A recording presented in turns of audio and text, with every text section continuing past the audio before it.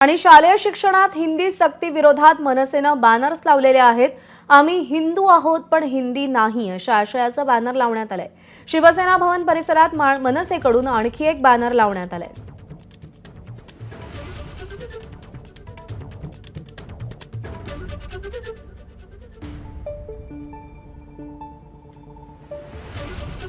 तर मनसेनं बॅनरच्या माध्यमातून देखील आपली भूमिका स्पष्ट केलेली आहे। शालेय शिक्षणामध्ये हिंदी सक्ती विरोधात मनसेनं बॅनर लावलाय। आम्ही हिंदू आहोत पण हिंदी नाही अशा आशयाचं बॅनर लावण्यात आलंय। शिवसेना भवन परिसरामध्ये मनसेनं आणखी एक बॅनर लावत भूमिका मांडली आहे। आढावा घेतलाय सूरज सावंत यांनी।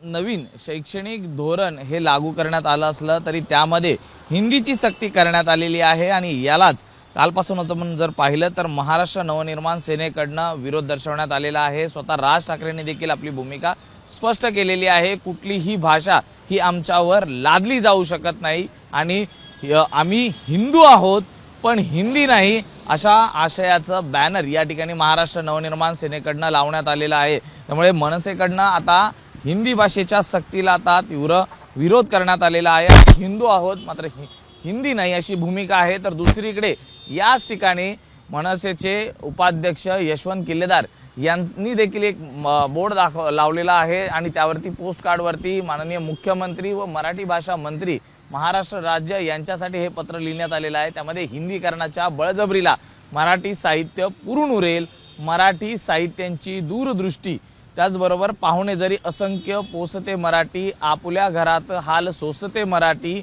हे जे सुरेश भट यांनी लिहून ठेवलेले वाक्य आहेत ती या ठिकाणी लावण्यात आलेली आहेत। यातनं आव्हान करण्यात आलेलं आहे। त्याचबरोबर ती हिंदी लादणार असाल तर मात्र संघर्ष अटळ आहे, ज्याला फक्त सरकार जबाबदार राहील। त्यामुळे सरकारने लोकभावनेचा आदर करत हा निर्णय तात्काळ मागे घेण्याचे आदेश द्यावेत असं स्पष्टपणे म्हटलेलं आहे। त्यामुळे अप्रत्यक्षरित्या किंवा प्रत्यक्षरित्या मनसेकडनं आता हिंदीच्या सक्तीला विरोध करत राज्य सरकारला इशारा दिल्याचं पाहायला मिळतंय। आपल्यासोबत बोलण्यासाठी या ठिकाणी मनसैनिकचे पदाधिकारी आहेत। आपलं सर काय सांगाल, एकूणच जे बॅनर्स लावलेले आहेत या संदर्भातले? आमचा हिंदी भाषेला जे सक्ती केलेली आहे त्याला सक्त विरोध आहे, हिंदी भाषेला नाही।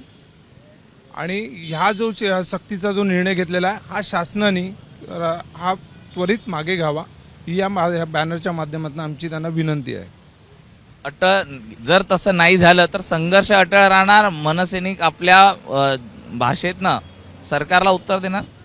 राजसाहेब त्याच्यावरती व्यवस्थित आणि योग्य तो निर्णय घेणारच हा आम्हाला ठाम विश्वास आहे। तर नक्कीच अगदी थोडक्यात आणि सुटसुटीत अशी प्रतिक्रिया ही आता देण्यात आलेली आहे की राज ठाकरे लवकरच याबाबत आपली स्पष्ट भूमिका आणि तीव्र शब्दात या संपूर्ण गोष्टींचा विरोध हे करतील असं पण देखील म्हटलेलं आहे।